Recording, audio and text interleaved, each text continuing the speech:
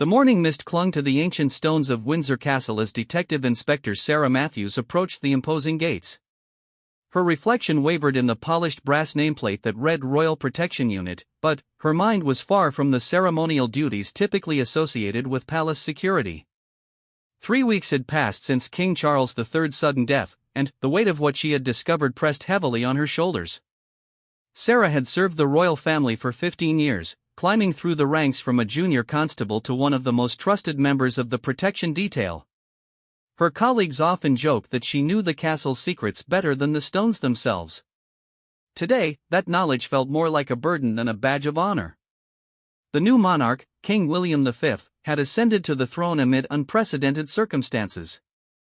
The official cause of his father's death remained listed as natural causes, but Sarah's investigation had uncovered details that made her question everything she thought she knew about the royal family. Her hands trembled slightly as she clutched the manila envelope containing photographs, witness statements, and medical records that could shake the very foundations of the monarchy. Inside the castle's security office, Sarah's partner, Detective Sergeant Michael Torres, was already reviewing the morning briefings. His weathered face showed the strain of recent events, and dark circles under his eyes suggested sleepless nights had become routine. When Sarah entered, he looked up with a mixture of relief and apprehension. "Any word from the coroner's office?" Sarah asked, settling into her chair and placing the envelope carefully on her desk. Michael shook his head slowly. "Nothing new. But I spoke with Dr. Elizabeth Hartwell again last night. She's willing to testify, but she's terrified. Says if what we suspect is true, her career and, possibly her life could be at risk." Dr. Hartwell had been King Charles's personal physician for over a decade. Her initial reluctance to speak had gradually given way to a moral obligation that seemed to consume her. The medical evidence she had shared painted a disturbing picture of the king's final weeks, one that contradicted every official statement released by Buckingham Palace. Sarah opened the envelope and spread its contents across her desk. The photographs were particularly damning, images captured by security cameras that most people assumed were purely decorative. The palace's surveillance system was far more extensive than the public realized, and Sarah's access to these recordings had provided a timeline that was impossible to ignore. "Look at this again," she said, pointing to a timestamp on one of the photographs. This was taken 3 days before the king's death. "Notice anything unusual about the queen consort's behavior?" Michael leaned forward, studying the image carefully. It showed Camilla entering the king's private study, carrying what appeared to be a small glass and a medicine bottle. Her expression was tense, almost furtive, and she kept glancing over her shoulder as if checking for observers. "The timing is what bothers me most," Sarah continued.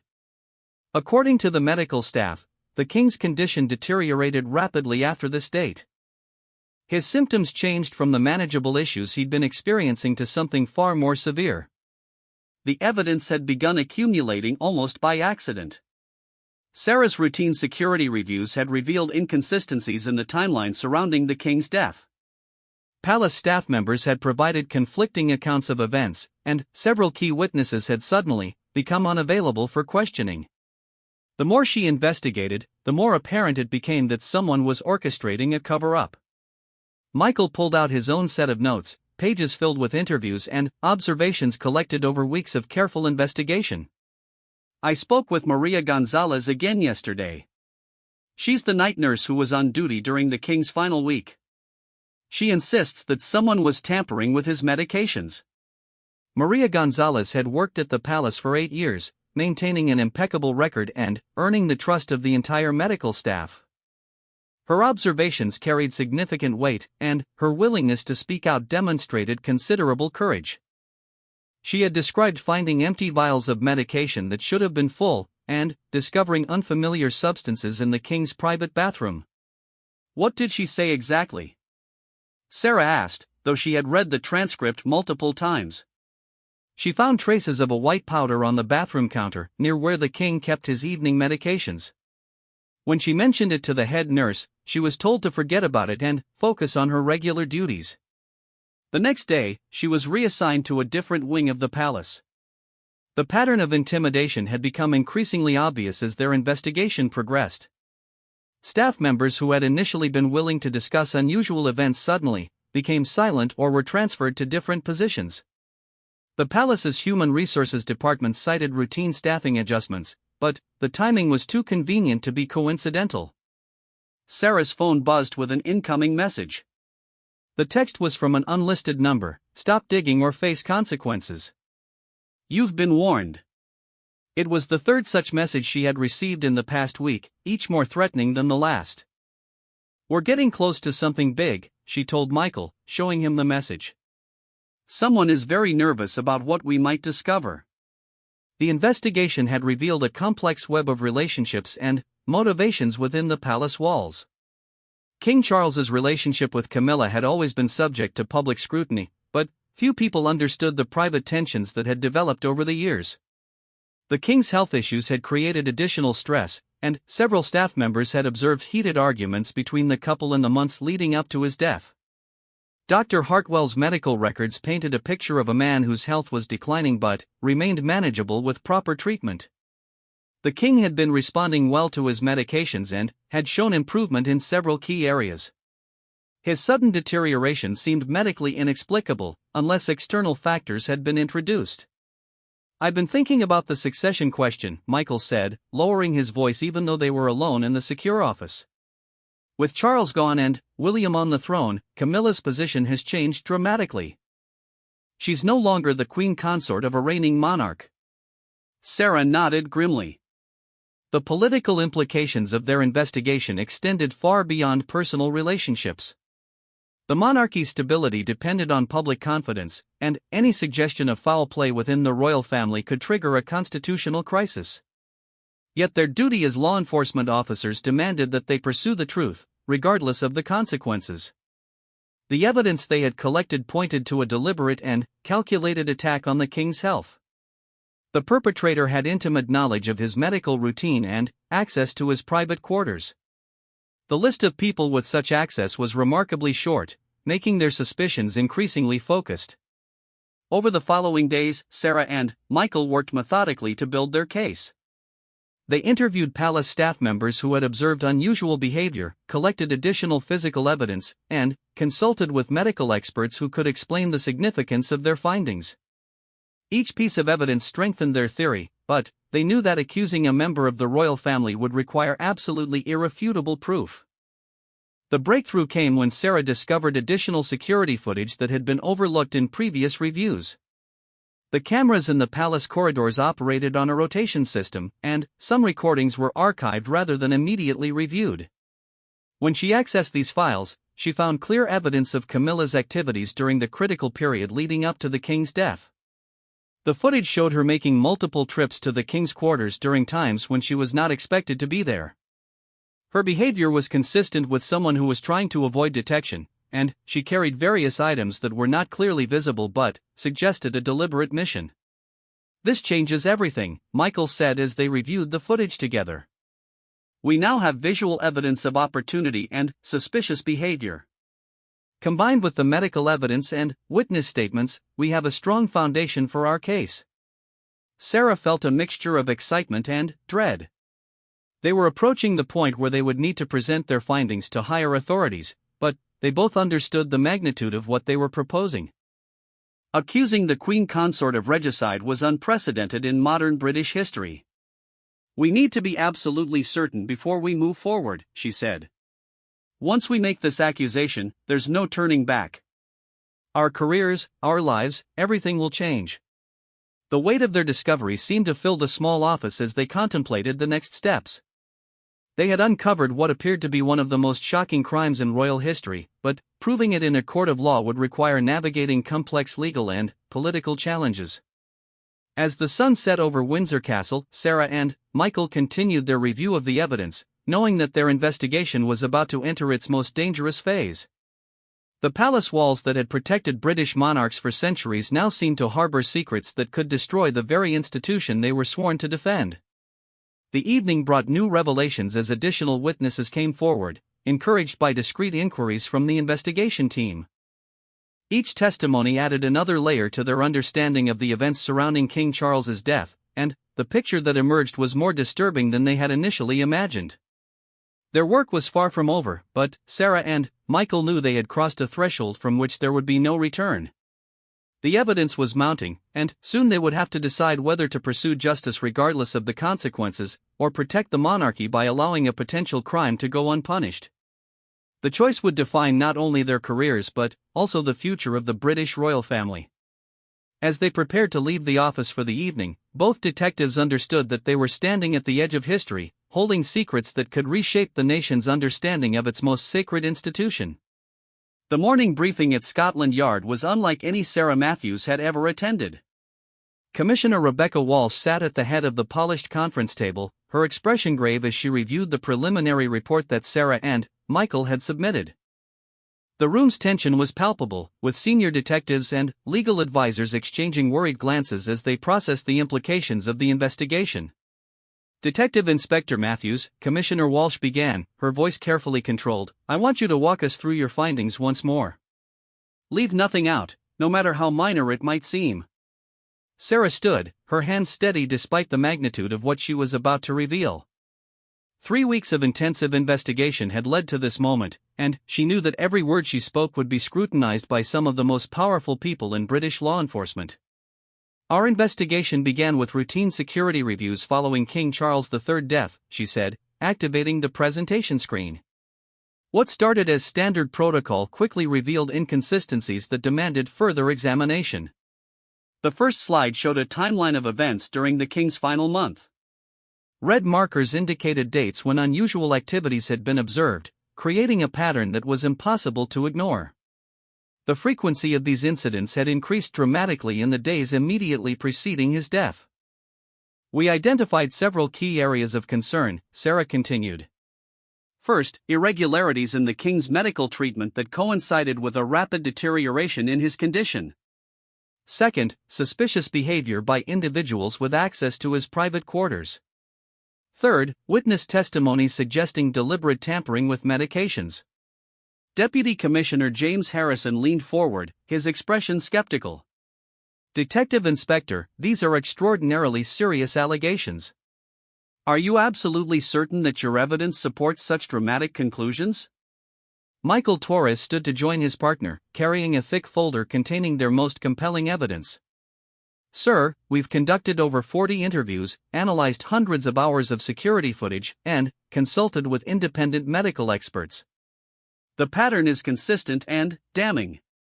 The room fell silent as Michael began distributing copies of key photographs to the assembled officials. Each image had been carefully selected to illustrate specific points in their investigation, building a narrative that was difficult to dismiss. "This photograph was taken at 11:47 p.m. on March 15, Sarah explained, pointing to an image on the screen. "It shows Queen Consort Camilla entering the king's private study, carrying what our analysis suggests is medication that was not prescribed by his regular physicians." The medical evidence was perhaps the most compelling aspect of their case. Dr. Elizabeth Hartwell had provided detailed records showing that the king's prescribed medications should have been improving his condition, not causing the severe symptoms that had emerged in his final weeks. "Dr. Hartwell has agreed to testify," Michael added. "Her professional opinion is that the king's symptoms were consistent with deliberate poisoning, using substances that would have been difficult to detect without specific testing." Commissioner Walsh studied the photographs intently, her legal training evident as she evaluated the strength of the evidence. "What about the toxicology reports from the official autopsy? Surely they would have detected any foreign substances." Sarah and Michael exchanged glances before Sarah responded. "That's where our investigation took an unexpected turn. We discovered that the autopsy was conducted under unusual circumstances, with several standard procedures being bypassed or modified. The revelation had shocked even experienced investigators. Royal autopsies followed strict protocols designed to ensure accuracy and prevent tampering, but their research had revealed that these procedures had not been properly followed in King Charles's case. The pathologist assigned to the case, Dr. Marcus Whitfield, has since refused to discuss his findings," Michael explained. "When we attempted to interview him, he claimed that his records were classified under national security provisions." Legal advisor Caroline Chen looked up from her notes with obvious concern. "If the official autopsy was compromised, how do we proceed with building a case? Without proper toxicological evidence, proving poisoning becomes extremely difficult. Sarah had anticipated this challenge and had spent considerable time developing alternative approaches.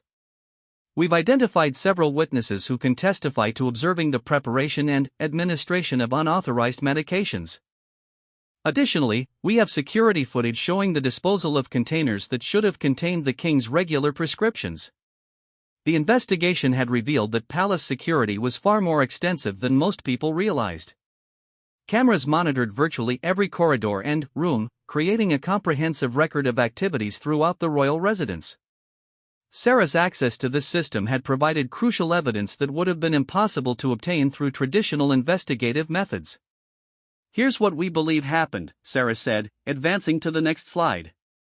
Beginning approximately 6 weeks before the king's death, someone began introducing foreign substances into his daily medications. The process was gradual, designed to mimic natural health deterioration and avoid detection. The timeline they had constructed showed a methodical approach that demonstrated significant medical knowledge and careful planning. The perpetrator had understood exactly how to manipulate the king's existing health conditions to mask the effects of poisoning.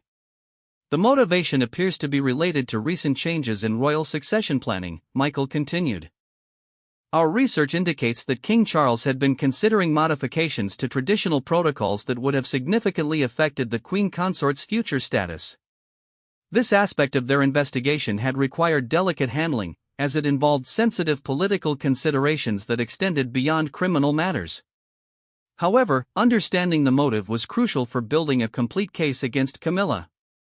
Commissioner Walsh set down her reading glasses and looked directly at the two detectives. "I need to ask you both directly, are you prepared to testify that Queen Consort Camilla deliberately murdered King Charles III?" The question hung in the air like a physical presence. Sarah felt the weight of 15 years of loyal service to the royal family, balanced against her oath as a police officer to pursue justice regardless of personal cost. "Based on our investigation," she said slowly, "we believe there is sufficient evidence to warrant formal charges of murder against Queen Consort Camilla Parker Bowles." The room erupted in whispered conversations as the full implications of Sarah's statement became clear. They were not merely discussing a criminal investigation, they were contemplating the prosecution of a member of the royal family for regicide. Deputy Commissioner Harrison raised his hand for silence. "What about the new king? Does King William have any knowledge of these allegations?" Michael consulted his notes before responding. "Our investigation suggests that King William was unaware of any suspicious activities. His grief appears genuine, and several witnesses confirm that his relationship with his father remained strong throughout the period in question. The political ramifications of their discovery extended far beyond the immediate criminal charges. The monarchy's reputation, Britain's international standing, and the stability of the constitutional system all hung in the balance.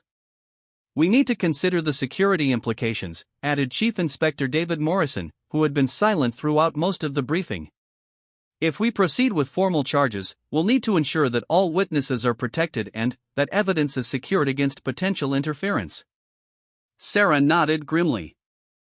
The threatening messages she had received suggested that powerful forces were already working to suppress their investigation.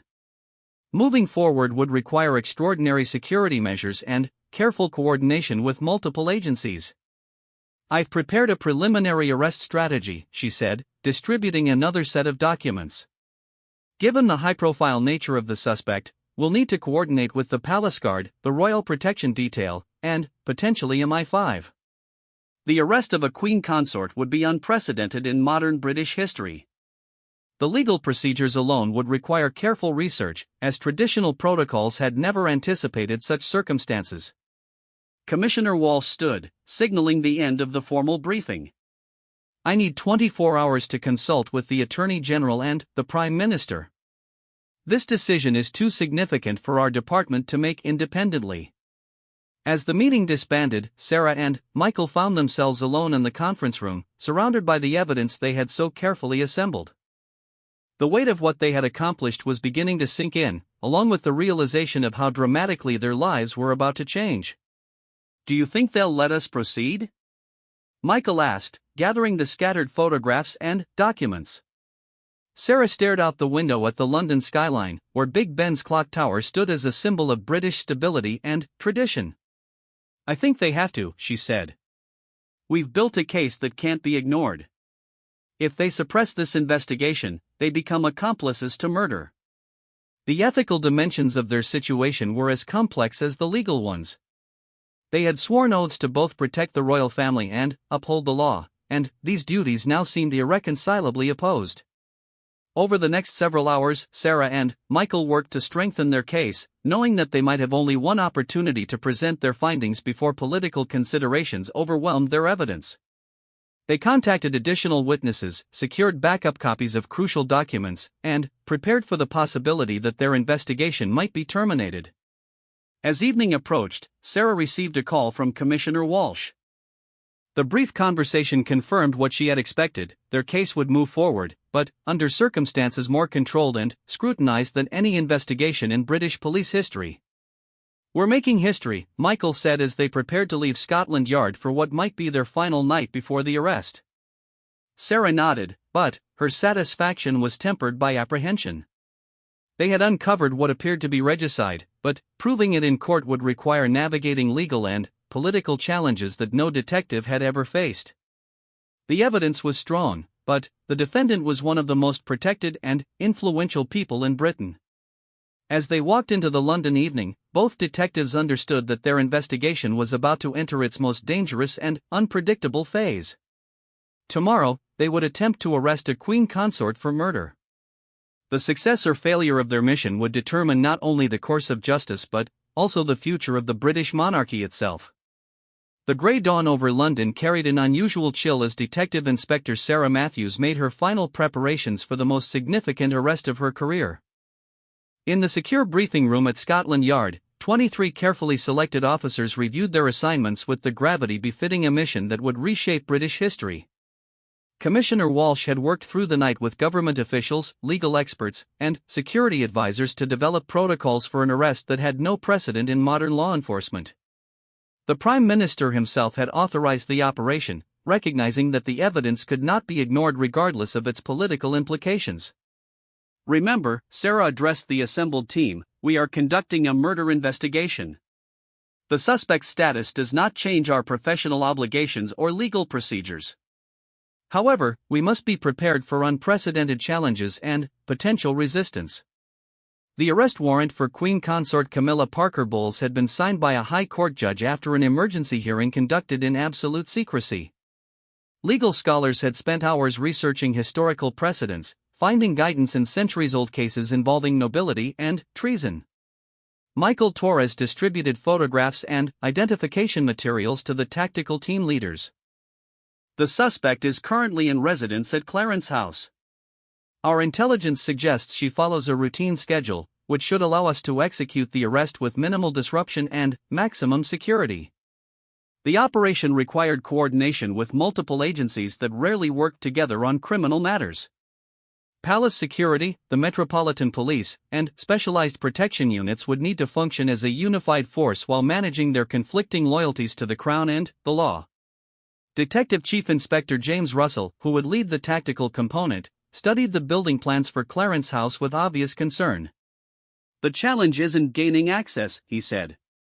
"It's managing the political explosion that follows. Once we move, there's no containing this story." Sarah understood the magnitude of what they were attempting. Within hours, news of Camilla's arrest would spread across the globe, triggering speculation and controversy that could destabilize not only the monarchy but Britain's entire political system. At precisely 7 a.m., the convoy of unmarked vehicles departed Scotland Yard for the short journey to Clarence House. Sarah rode in the lead car, reviewing her arrest speech and considering the various scenarios that might unfold once they reached their destination. The morning traffic provided ironic normalcy as they traveled through central London. Commuters hurried to work, tourists photographed landmarks, and vendors prepared their stalls, all unaware that they were witnessing the beginning of one of the most dramatic days in British royal history. "Control, this is Alpha Team," Sarah spoke into her radio as they approached Clarence House. "We're in position and ready to proceed." The response crackled through her earpiece: "Alpha Team, you are cleared for operation." All secondary units are in position. Clarence House stood majestically behind its iron gates, the official residence that had housed generations of royal family members. Today, its elegant facade would witness an event that would be remembered long after the building itself had crumbled. Sarah's team approached the main entrance with practiced efficiency, their movements carefully choreographed to project authority while avoiding unnecessary drama. The palace guards, who had been briefed by their superiors, stepped aside without resistance, though their faces showed obvious confusion and concern. Inside the residence, Camilla's private secretary, Patricia Thornton, met the police team with barely concealed shock. She had been notified only minutes earlier about the impending arrest, leaving her struggling to comprehend the situation's reality. "Her Majesty is in the morning room," Patricia said, her voice trembling slightly. "She's reviewing her schedule for today's engagements." The irony was not lost on Sarah as they made their way through the ornate corridors. Camilla was planning her day's royal duties, unaware that she would soon be in police custody facing charges for murdering her husband. The morning room was bathed in soft light filtering through tall windows that overlooked the carefully maintained gardens. Camilla sat at an antique writing desk, dressed elegantly in a navy suit that projected the dignity expected of her position. She looked up as the police team entered, her expression shifting from curiosity to alarm as she recognized the gravity of their presence. "Queen Consort Camilla Parker Bowles," Sarah began, her voice steady despite the historic nature of the moment, "I am Detective Inspector Sarah Matthews of the Metropolitan Police. I am here to place you under arrest for the murder of King Charles III. The words hung in the air like a physical force. Camilla's face went pale, and she gripped the edge of her desk as if to steady herself against the shock of the accusation. "This is preposterous," Camilla said, rising slowly from her chair. "I demand to speak with my solicitor immediately." "This is clearly some sort of mistake or misunderstanding." Sarah continued with the formal caution required by law. "You do not have to say anything, but it may harm your defense if you do not mention when questioned something which you later rely on in court.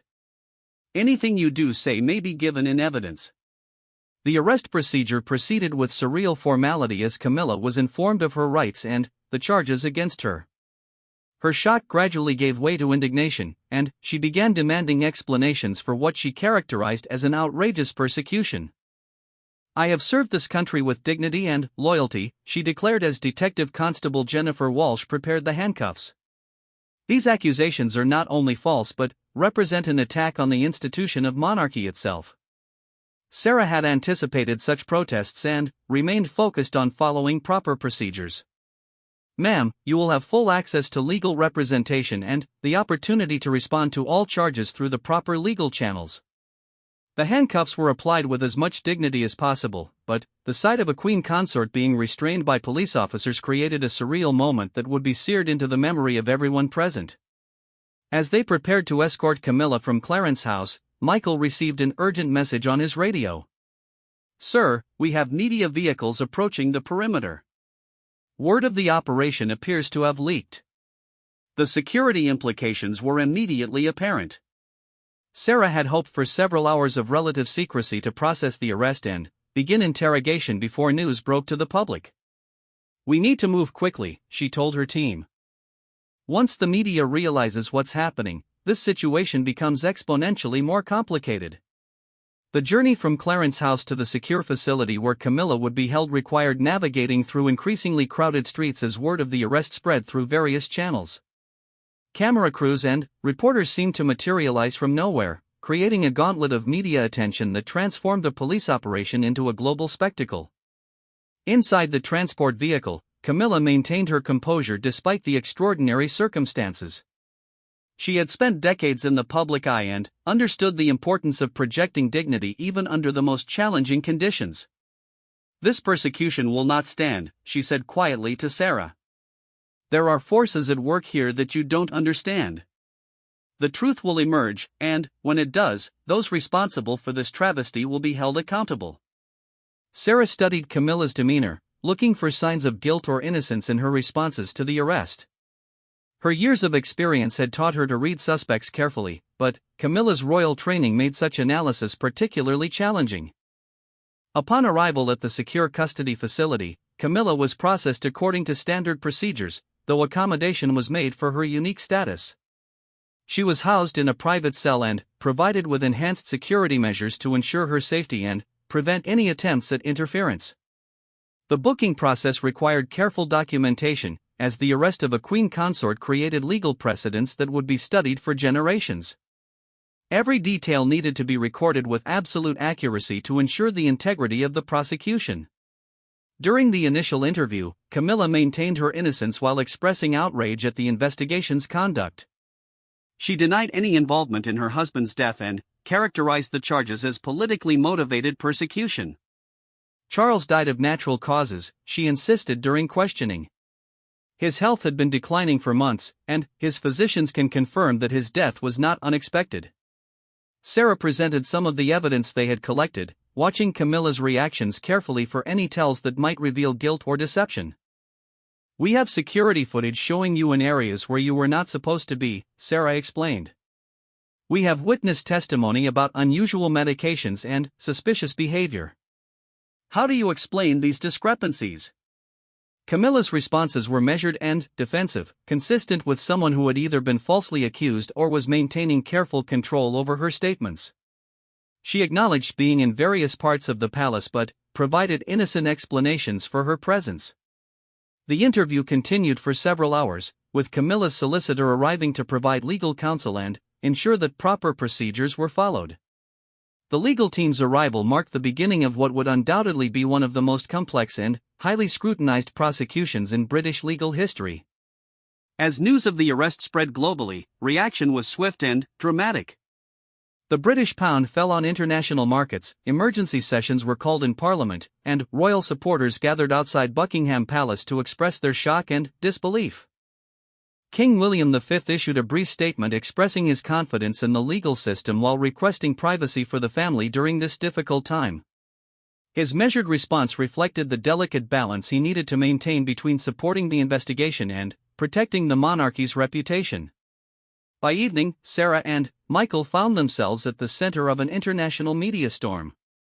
Their careful investigation had achieved its immediate goal of bringing charges against a suspected murderer, but the broader implications were only beginning to unfold.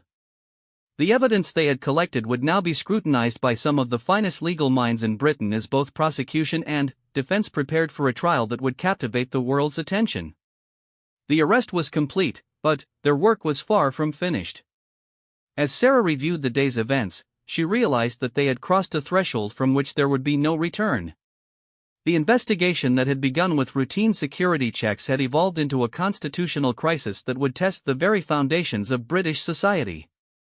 Tomorrow would bring new challenges as the legal process moved forward, but tonight, they could take satisfaction in knowing that they had followed the evidence wherever it led, regardless of the personal and political costs involved. The Old Bailey had never witnessed a scene quite like the one unfolding on this crisp November morning. Outside Britain's most famous criminal court, barriers held back crowds of protesters, supporters, and curious onlookers who had gathered to witness what many were calling the trial of the century. Inside the historic courthouse, lawyers, journalists, and court officials prepared for proceedings that would test the very limits of British legal tradition. Detective Inspector Sarah Matthews sat in the witness waiting area, reviewing her testimony notes one final time. 6 months had passed since Camilla's arrest, and the intervening period had been filled with intense preparation, legal challenges, and unprecedented media attention that had transformed a criminal investigation into a global spectacle. The prosecution team, led by Sir Geoffrey Hawthorne QC, had worked tirelessly to build their case against the former queen consort. The evidence Sarah and Michael had collected formed the foundation of their argument, but presenting it effectively required navigating complex legal and constitutional issues that had never before been tested in a British courtroom. Detective Inspector Matthews called Sarah Chen, the prosecution's junior counsel. "Sir Geoffrey would like to review the security footage timeline once more before you take the stand." Sarah followed her to a small conference room where the prosecution team had established their command center. Maps, photographs, and legal documents covered every available surface, creating a visual representation of the most complex case any of them had ever handled. Sir Geoffrey Hawthorne was an imposing figure whose reputation for thorough preparation and courtroom brilliance had made him the obvious choice to lead the prosecution. His silver hair and piercing blue eyes projected the authority necessary to prosecute someone of Camilla's stature, while his legal acumen ensured that every aspect of their case met the highest standards of proof. "Sarah," he said, looking up from a thick folder of documents, "I want to walk through the security footage sequence one more time. The defense is going to challenge every timestamp, every identification, and every inference we draw from those recordings." The defense team, led by Dame Victoria Blackwood QC, had assembled some of Britain's finest legal minds to represent Camilla. Their strategy centered on challenging the investigation's methodology, questioning the reliability of witness testimony, and presenting alternative explanations for the evidence that suggested innocence rather than guilt. "The footage from March 15th is particularly crucial," Sarah explained, spreading the relevant photographs across the conference table. "It shows the defendant entering the king's private study at 11:47 p.m., carrying what appears to be medication containers." Sir Geoffrey studied the images intently, considering how they would appear to the jury. The quality was excellent, clearly showing Camilla's face and actions, but the defense would undoubtedly argue that carrying medication proved nothing without evidence of malicious intent. "What about the disposal evidence?" asked prosecution team member Robert Chen. "The footage showing her discarding containers in areas where they wouldn't normally be found?" This element of their case had proven particularly compelling during pretrial hearings. Security cameras had captured Camilla disposing of various containers in locations throughout the palace, behavior that was difficult to explain through innocent motives. "The pattern is clear," Sarah replied. "She systematically removed evidence of her activities, behavior consistent with someone trying to conceal criminal conduct." The medical evidence presented perhaps the strongest component of their case. Dr. Elizabeth Hartwell had agreed to testify about the irregularities in King Charles's treatment, despite the obvious risks to her career and personal safety. "Dr. Hartwell's testimony will be devastating," Sir Geoffrey noted. "Her analysis of the king's symptoms and their progression clearly indicates poisoning rather than natural causes." However, the defense had their own medical experts prepared to challenge these conclusions. The battle of expert testimony would likely determine the trial's outcome, as jurors struggled to understand complex medical evidence and competing professional opinions. In Courtroom 1, the most prestigious courtroom at the Old Bailey, final preparations were underway for the trial's opening. The defendant's dock had been modified to accommodate Camilla's security requirements, while additional seating had been installed for the unprecedented number of media representatives and observers. Dame Victoria Blackwood reviewed her opening statement in the defense conference room, surrounded by her team of specialists who had spent months preparing their response to the prosecution's case. "Our strategy must be multifaceted," she explained to her colleagues. "We challenge the evidence quality, present alternative explanations for the defendant's behavior, and, most importantly, we establish that King Charles died of natural causes consistent with his documented health problems." The defense had uncovered medical records showing that the king's health had been declining for several years, with his physicians documenting various symptoms that could explain his death without requiring poisoning theories. "The prosecution's case relies heavily on circumstantial evidence and speculation," continued Dame Victoria. "Our job is to show the jury that grief and suspicion have combined to create a false narrative around a tragic but natural death." As the morning progressed, the courthouse filled with spectators who had waited for hours to secure seats in the public gallery. The trial had captured international attention, with news organizations from around the world providing live coverage of proceedings that many viewed as a defining moment for the British monarchy. King William V had maintained careful neutrality throughout the legal proceedings, supporting the judicial process while avoiding any statements that might influence the trial's outcome. His position was particularly delicate, as he needed to balance his duties as monarch with his personal relationships and family loyalties. At precisely 10 a.m., Judge Sir Anthony Morrison entered Courtroom 1 to begin proceedings in Regina v. Parker Bowles, the case name that would be remembered in legal history. His reputation for fairness and legal expertise had made him the natural choice to preside over such a sensitive trial. Members of the jury, Judge Morrison began after the preliminary procedures.